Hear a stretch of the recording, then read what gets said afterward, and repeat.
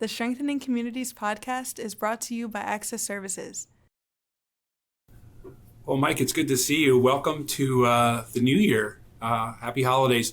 Do you have any New Year's resolutions yet? I do, and I don't know, but it's a lot of pressure to share it.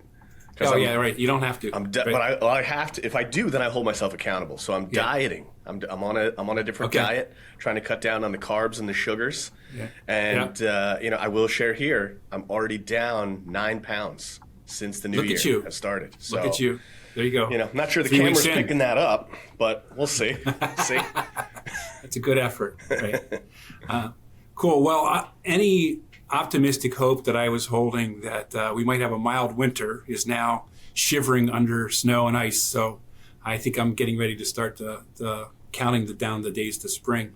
It's freezing out there. It's freezing. I saw today was, I think, 11 degrees when I got in my car, and it looks like we might have snow again, at least in the Philadelphia region coming up this weekend. Yeah. So, well, here's the spring. How many days to the beginning of the baseball season? I think we have 87. I could be wrong on that. Okay. But I think we're somewhere in the high 80s. So that's hopeful till spring training. It is hopeful. Yeah. Right, there you go, spring training. So also, welcome to the second season of the podcast. So this is pretty cool. We did it, and we started in 2025. Now 2026 is our second season. And you have, I think, a special mug that'll kick our podcast off. So I do. Our season. Absolutely. This was a Christmas gift from my daughter. Shout out to Adeline for asking me about my podcast. There you go. So I'm gonna have to up my my flair game to catch up with you. But it's pretty exciting what we're thinking about for this year, because 2026 is our 50th anniversary here at Access, which is just crazy to me. It's a half century. It's a whole different way of measuring time. And so having been around for a half century is a pretty big deal. You've been here for a while of that. How long have you been here? I've been here 17 years. I've been with Access Services. So, and it sneaks up on you. It sneaks up on you for sure. It does. Yeah. Well, I came in 1982. And so we're going to, in a couple minutes, we're going to start view a little bit of a clip from the old days. And there's a couple of photographs in there, I think, of me as a much younger version of myself. So it's been pretty wild to watch the agency grow and grow over time, and also see the things that abide, the things that are constant, the values that we have that we've held over this period of time, all these years. So for this season 2, we're going to really talk about what the impact of Access has been. How has Access impacted the community? Last year, we focused on the community itself, like what's going on in the community, what are the trends in the community, how are people in the community standing up and helping their neighbors.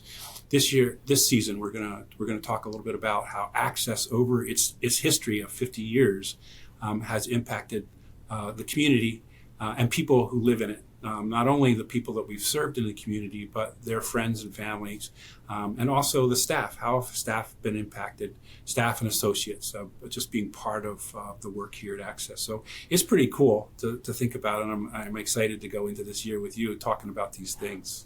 Yeah, it's really cool, and I think I'm hoping that we get a lot of people listening, tuning in, both that are currently employed here and maybe not been here as long as you and I, but get a scope of kind of where the agency has come and the impact that Access Services has had on the community over the past 50 years, and excited for as I've been kind of lifting up, looking under some of those rocks about like what do I not know about the history of Access Services. It's cool to be involved in these conversations, kind of revisit the past and see the entire journey of where Access is and people who have made a big impact in terms of folks that were involved with Access Services that many years ago, and then also folks coming in that inherit the tradition of mission that we have here at Access is really cool. So I'm pumped to talk about it. Yeah, really cool. So the first thing we're going to do is we're going to watch a clip together. It's sort of a montage of the old days. We're going to hear from a couple of people who work on a state level. And and have watched Access grow over the years. There have been people who've been associated with Access, but also people who work in the larger system. And we're going to hear them talk, and we're going to hear from Rob Reed, who was the CEO for many years here at Access. And we're going to hear about sort of just focus on those early days. What was that about? How did we get started? And then we'll talk a little bit about it. And then we're going to hear about the life of Bob. And Bob was one guy, I knew him when he was here. And he was in part of our Lifesharing program, part of our family living service at the time, and he's got a pretty cool story. So we'll look for those early themes, those things that are really important as our core values that we've held over the years. So let's watch this together.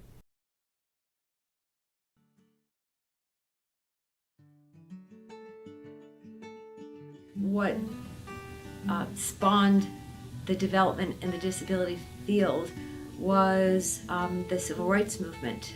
And so while African Americans were awakening the country to the fact that they were disenfranchised, families of people with disabilities, it occurred to them too that their children were disenfranchised, and they began to demand the same treatment as everybody else.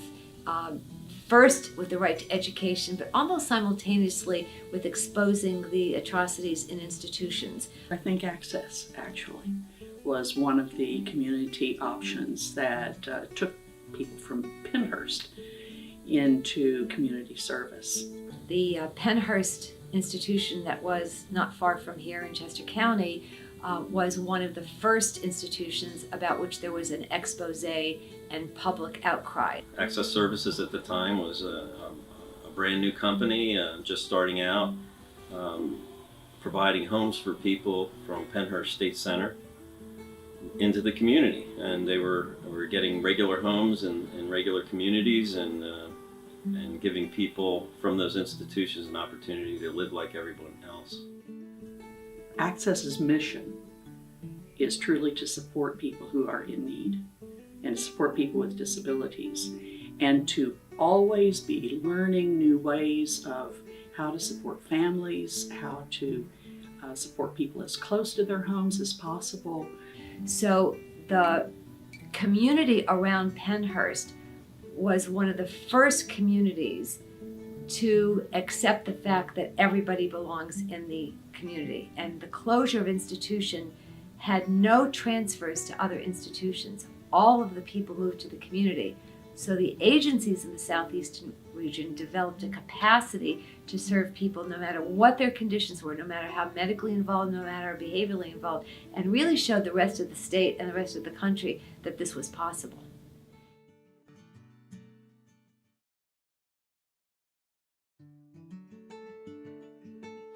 When I first started with Access, we went over to Pennhurst State Center, and we were there to meet an individual that was going to be moving out, and we were going to provide a home for this person.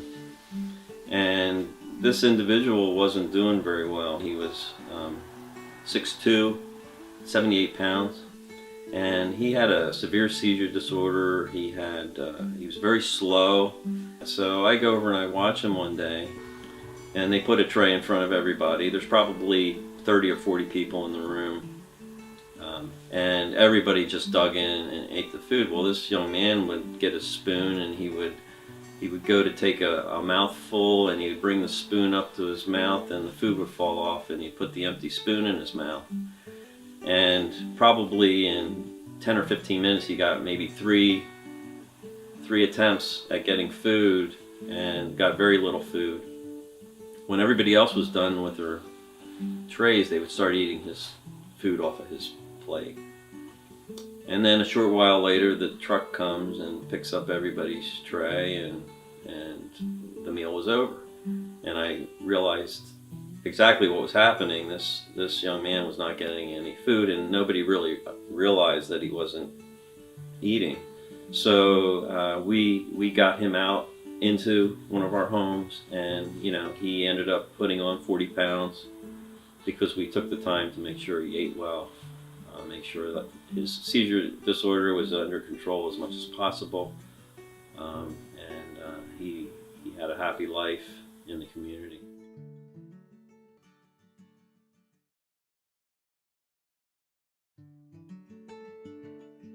So Access does not stay in its shell. It does not put its head in the sand. It gets out there, does the work, does what it takes, reaches out beyond itself to try to figure out how to get this work done. The outstanding characteristic of Access is that it understands people and families.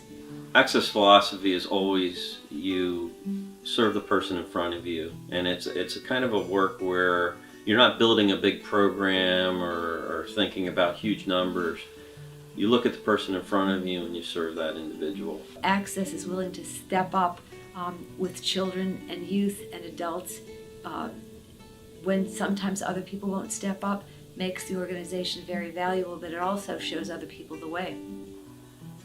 I hope in the future of Access that we're an organization that makes a difference in people's lives and in the communities. And when people look back years from now, they'll say Access Services made the world a better place.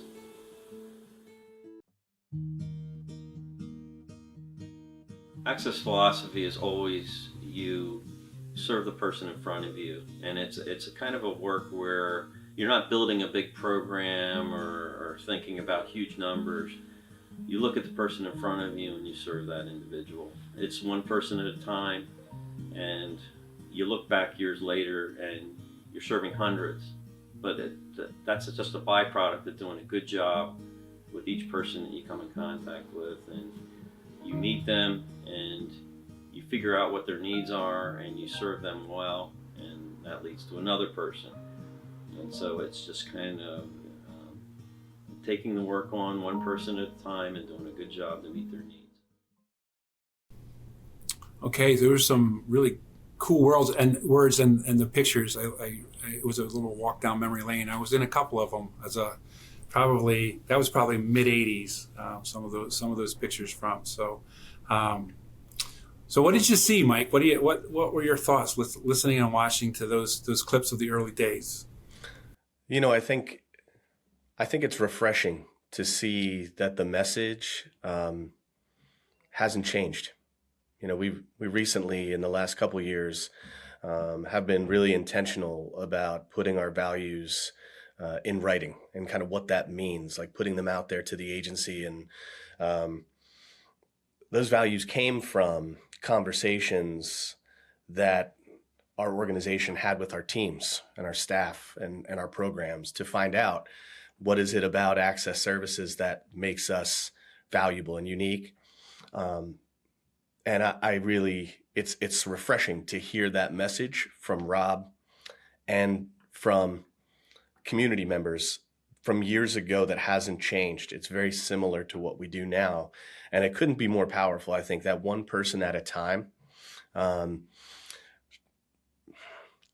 being valuable to the person in front of you, figuring out what their strengths are, what their needs look like, what makes them unique, and not just in the context of themselves as an individual, but in their family and in their community, and how do we empower them to be the best version of themselves. It's just really cool to see that that's who we've been and also who we are. So I thought that was really cool. Yeah, it was really good. And it was really interesting to me. I mean, I know this story, but just to stop and listen to it again about the very early days. I visited Pennhurst. I got my first training at Pennhurst at that institution, which is not too far from here. It's over in Spring City, in Chester County, the next county over. And we helped people move out into the community because we believed that people should live in a community and they needed community, and what was happening wasn't okay. And so that those early conversations about how people should have community and how they should live like everybody else. You should live in a house. You should have a dog if you want one. You should be out on the street. In your town, being able to participate in community life like everybody else does. And that was novel at the time. I mean, we were providing some of the first group homes in the area that helped people move out of, sometimes for the first time in their life. They were moving out into a community that they had been separated from for many, many years. And our group homes at the time were really focused on how do we help people who other agencies are not picking up because of the nature of their challenges or their medical condition or whatever. You heard Rob talk about the young man with a seizure disorder that made it really hard for him. We served him for years in a group home where he had been isolated because of those things. So it was just, it struck me again that at the moment that those things were happening, it was very innovative and it was very forward thinking, and it was grounded in this two beliefs. One is that people should live in the community and they should have full lives like everybody else, regardless of the level of disability or hardship that they're experiencing in life. And secondly, that as an organization, we should find that gap where people's needs are unmet, and we should stand in it. We should step into that gap and meet it. So those are really abiding parts of our DNA that have led us to do the things that we do in the community. Yeah, I was going to ask you, did you, at that time when you guys were doing that, did you feel like the gravity of what you were doing? Because obviously, like, it's something other organizations or other providers weren't willing to do. There had to be a lot of bravery and that, also a lot of uncertainty. So did you guys feel the weight of that? Like, this is on us now, like we're taking on this responsibility to care for these folks. I think that the times, and it'll be interesting for us to sort of explore this in future podcasts, but when I entered the scene, and I helped start several group homes, they weren't from Pennhurst, but people were coming out of other state centers. So I was a couple years into this process. But one of the things that was really hard was that people in towns didn't want us. So there was a lot of fear about what's going to happen with these people if they live next door to us. And so I spent a lot of time at zoning meetings talking about how we're not the enemy, we're okay, and these are people just like you, and we're just trying to help people live full lives in the community. One of the things that was helpful to that was our model at the times. We had house parents or live-in supervisors, is what we called them, and I actually was one of them. Brenda and I met at Access in like 1983, I guess, and we got married in 84, and I moved in to one of our group homes. I got a wife and 3 guys that lived downstairs and a set of staff that came to help out. It was quite a deal. But we were able to go to some of those zoning meetings and say, I live with these people. We are living like a family lives in the community. And we are okay. And a lot of that life in the group home was also being ambassadors to our direct neighbors. Kids from the neighborhoods, they would come because they could play on our rope swing out back, and I took them all sledding at the big sledding hill up in the park, and we had a dog that they liked to play with. So we got ourselves into the neighborhood, into the fabric of the neighborhood, just by being good neighbors. I made sure we shoveled the sidewalks for everybody, like that. We just did all the things that neighbors do to show that we really wanted to be a part of the community and could be, and we could be valuable members of the community. But that early fear was really took a lot of work to overcome in some of the towns and some of the neighborhoods where our group homes were placed. I think that I also went to some institutional settings, and so I saw people firsthand there, what life was like for them there. And so Rob told his story, that one that made a big difference on him. He and I went to another institution several years later. It was probably been like 1985 or 1986. And the person was pounding on the door when we left the day room, like they didn't want to be left behind. They wanted us to go to come with us, and they were pleading with us to take them with us. And it was in the middle of the state. We were staying in a hotel, and we just talked through it that night about just how powerful that was and how much we were sort of feeling compelled, like we were on a mission to help this person find a better life. And so I think all of us in those days had specific stories, the specific folks that made an impact on us that said, this is a mission we should be on. And then, how do we carry that mission into the community and help the community see that this is really an okay thing, and it's a good thing for all of us in the community. Yeah, that's it's it's such a cool story because it would be one thing if like a provider existed for a long period of time and then saw this gap existed and said, we're gonna step in to fill this gap because we've been established for a long time. But as a new provider who just compelled by mission and saying like, I just have this feeling when I leave here, and this person wanted to leave with us. And we have a community of people that don't understand what we're trying to do or what our community looks like. So I'm going to take it on to be an advocate for us to integrate into this community, to not just exist in a home alongside people, but to participate with the neighbors' children. Like you said, we're going sledding together, we're shoveling the sidewalk, things that community members do to support each other. There's a lot of, I think ways that still shows up today. And I think fortunately for Access and kind of as an organization that's willing to fill gaps, unfortunately we see them pop up. And one of those is still communities maybe misunderstanding some of the population that we represent or support. And it's what we've talked about over the last couple podcasts is the opportunity that I feel, and I know that you feel, that the people that we've provided support to, I've received so much more from them in just how blessed I've been in my ability to connect with so many people. And that's what we want for other communities that may not have that direct exposure and may place some judgment or hear some stories and think, oh, there's some uncertainty surrounding it, which is scary. But we see that, I think, still a lot today with some communities that are, I don't want to say unwilling. It's scary to do something new, to try something different. But Access, I think, still continues to push the envelope when it comes to those disenfranchised communities where we want to help people represent themselves well and expose folks so that they get the same benefit that we've gotten from working with this population for such a long time. Yeah. And I think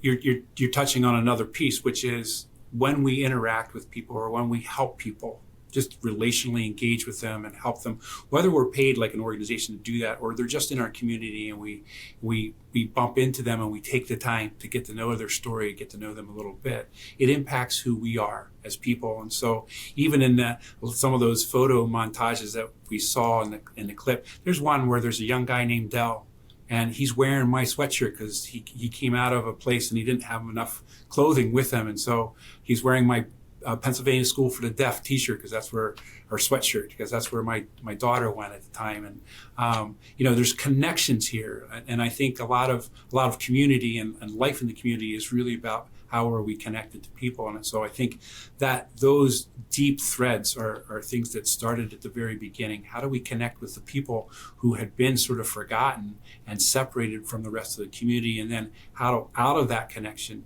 do we help people then move into the community and get membership in that community and be seen as valued parts of the community instead of people with a label of a disability that means that they can't be part of the community, because we know that they can, but people don't always see that at first with folks.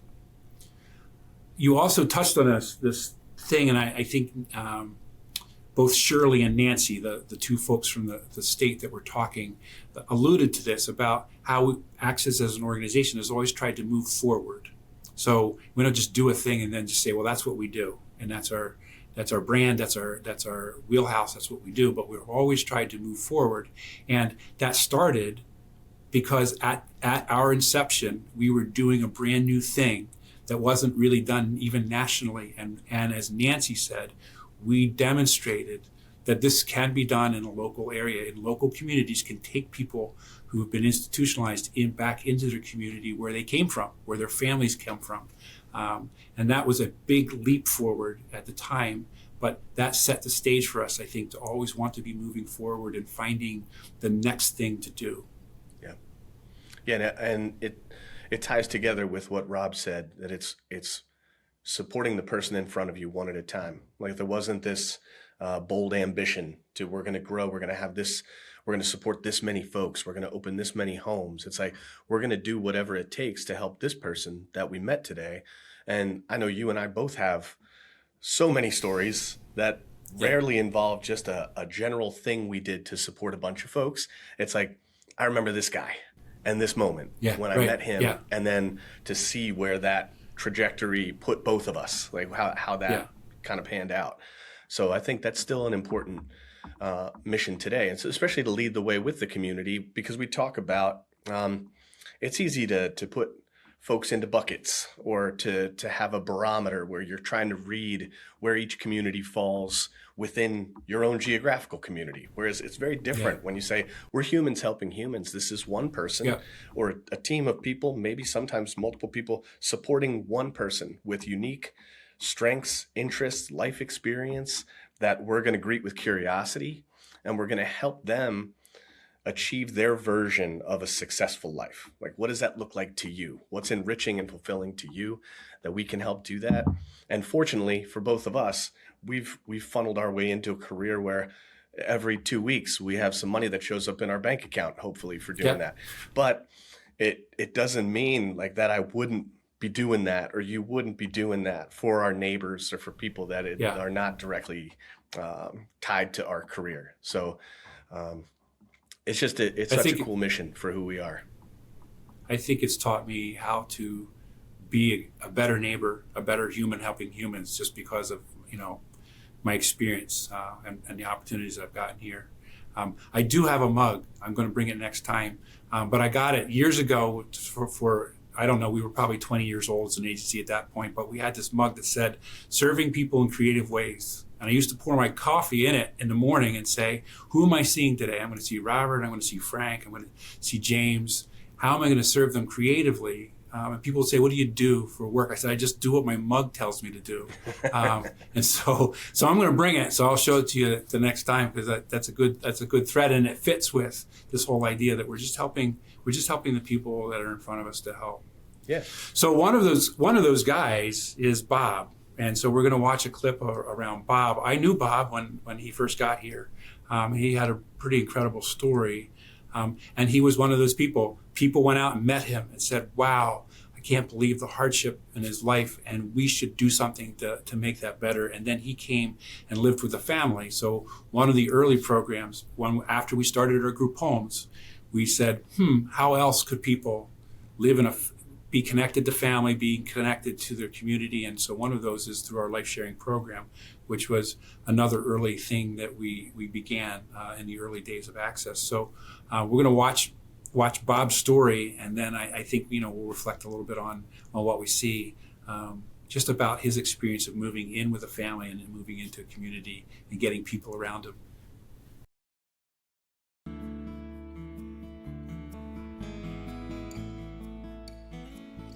I'm Lori Chiardia, and this is my husband, Todd. We're life-sharing providers for Access Services. We have a gentleman who lives with us named Bob. I'm Bob.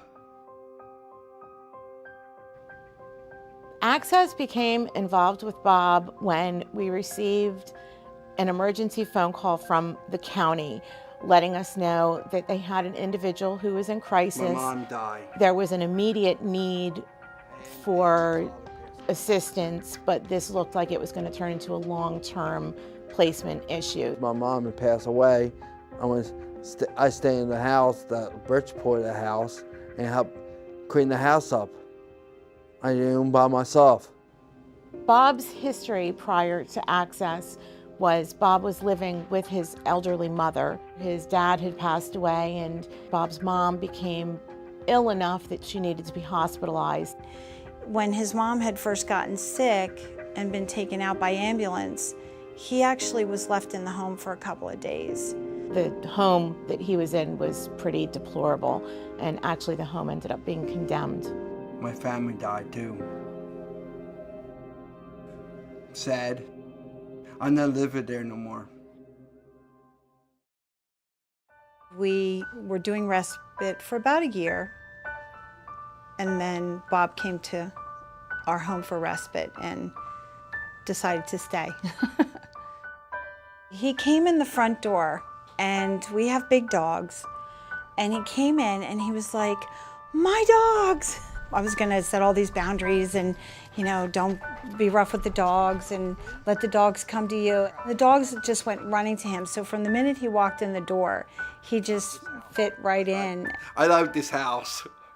When Bob first came, there was a lot of stuff going on with him. Both of his parents had passed away, and it was really hard for him to deal with it at first. I love here, but I know Ty and Ty. Bob wanted to live here and needed some place to live. And I feel like it makes my children better people. My grandchildren are better people by, you know, being around people with a variety of needs. And I think it's just a win-win situation. Bob is a really great person. He's got a wonderful big personality. He loves to help people. He will go a mile out of his way to do that, and he's just a joy to be around. We love to ride in the car and listen to our music. He loves to turn it up really loud and put the windows down, and something we've kind of bonded over, I'd say.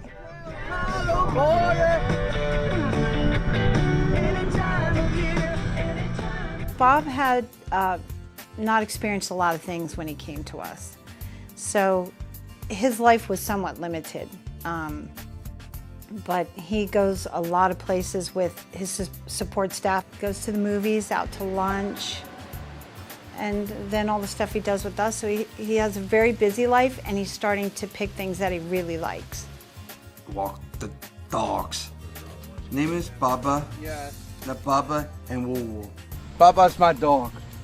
That's my big dog that I walk. He just became part of the family, and we just do things together. Todd like me with my buddies. It's companionship, you know. With Bob and I do a lot of things together. We cook together. We swim together. We watch TV together. We clean together. We help one another out. You're happy. Lars ain't happy. To make someone else's life a little more fuller. I mean, we have that to share with them. He's just a perfect fit for our family.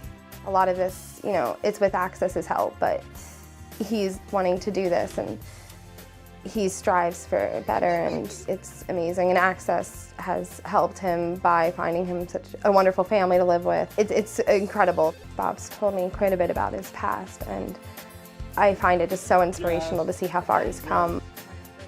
Hello. He knows that he has a network around him that will absolutely take care of him. The Lifesharing family that he's with now truly makes him feel that he's one of the family and that he helps with the family, and he is a valid member of that family. He knows that this is where he lives, and he knows that we'll always be here for him. He fits in really well, and he's happy here. I just know he's happy. They say thank you, helping me out. Thank you coming in the house. That is my family. Yes. That's my family. So what'd you see? Bob looks like a lot of fun. That's that's the first takeaway. And he was always happy. Like I knew him in those early days, and he had gone through a really hard time in his life, but he was always happy, always upbeat. You know, kudos to that, to the family and the network of support there to come in during that obviously we're picking them up probably quite a while into their experience together living in the house. But I would imagine that the initial grief that Bob was going through was pretty challenging for him, and probably pretty emotionally taxing on the entire team and family that was supporting him. So it's sometimes when you see the finished, kind of the not the finished, I don't want to say like the end of the story, but you see kind of the happy ending part of it. You sometimes like what it brought up a couple of families that I supported through a similar circumstance where we did get to a place, but there was a lot of work that we had to do to get to that place, because there was a lot of new experiences and grief through the passing of a family member or relative. So I definitely saw that. Yeah. The other thing, and it doesn't, you hear just a little hint of it. When he came to Access, it was during a crisis. So the county called up and we said, we have this person, Bob, and it's an emergency. Something needs to happen right now. We had what we called emergency respite or crisis respite. We also had what we called transitional respite, which is, we're not sure where this is going to go. We knew that Bob couldn't go back to his house. And so we knew that this would probably be a little bit of a longer term thing, but we weren't sure how it would end up. We were just seeing Bob as a person with an immediate need. And so Lori and Todd were respite providers, and they had been doing respite. So people would come for weekends or maybe for a week, and they would just support people that way. And Bob came in that emergency situation, and he just kind of never left. And so, hear Lori say he decided to stay, but they all decided together that this was going to be his home and that was right. But they didn't know that. It wasn't a referral for, can Bob come live with you? It was just sort of, Bob's in a hard way right now. Can you open your home to him? And then can we see where that goes? And so that whole thing that you're talking about, and that we've said before about, you help the person in front of you and you say, what's going on with you? Who are you? What do you need? And is there a way for us to help out with that? And let's see where that goes. And there's so much of our history as an organization where that's how people end up being served. We start out saying, who are you and what do you need? And then we have people who say, yeah, I think I should be the person to help with that. And we'll figure that out as we go. And so it did turn into a much longer term thing, and it was really good. But in the moment of beginning, it was just, how do we help Bob in this weekend just get through a hard time? And how do we make his life as full as possible while he goes through that? Yeah, and I think that's unique to many programs here, is that I think sometimes one of the barriers to receiving support is, unfortunately, most times something has to go wrong. Like something has happened. Yeah. There's a problem now. There wasn't a problem that existed, but now there's a problem that has popped up, or something. Somebody's noticed something. The county noticed something. He had been in the house for several days on his own. And so most times people find their way to a lot of our programs in one of their darkest times, or in a way that they know we're receiving them because something has gone wrong. And having done many intakes for a variety of different programs here, a lot of times when you introduce yourself to people and you ask them questions, because they know the reason that they've been referred to us, that's the story they tell, is a story of hardship and struggle and the problems that occurred that led to the referral to our agency or to our organization. And then what you see, as that family clearly was able to fill the gaps, overcome the challenges and the barriers, and help repair some of what Bob had going on in terms of, like, this is the problem I'm trying to overcome. Then you get to enrichment. Like, now we're not just treading water, like we're swimming in a direction. And that direction is, what do I enjoy doing? How do I feel connected? What are activities that not just allow me to get through the next 24, 48 hours, to get through the weekend, but it's, what do I want this life to look like? And even when families leave our care, I mean, someone like Bob, it seems, was a long-term person in care with us. Other folks, whether it's through some of our crisis programs, whether it's through other short-term programs here, they move on with the capacity to enrich their life because of what they've learned through that short-term experience with us. And I think that's the cool part, because they get to change the story and the dialogue. Like, that's the part that gets my wheels turning so many times. Like, how somebody's referred to us, they have this story about, this is what's happened, this is why I'm here. And then it's, well, what are the possibilities? Like if I was able to overcome that, and now I don't have to focus on survival, I can focus on what I want the goal of my existence to look like, the trajectory. And that family clearly had such a positive outlook for Bob and had such a welcoming place where it takes all the pieces. Like you have to have the right support staff, the right behavioral folks in there. You have to have the family. Even the dogs are contributing members to the level of fulfillment that he has there. Yeah. So it's so cool to see that in both our long-term and short-term programs here over the history of who we've been. Yeah. One of the things I really liked about Bob, and you saw it in the clip, was he just named everything in a very simple way. The loss of his mom, it was sad. My family died. It was sad. And then he said about the Chiardia family, he said, this is my family. I'm home. And so, and then he claimed the dog, Bob was my dog. So he said in very simple ways, just the richness of what living in connection with other people brings for all of us who are involved with that.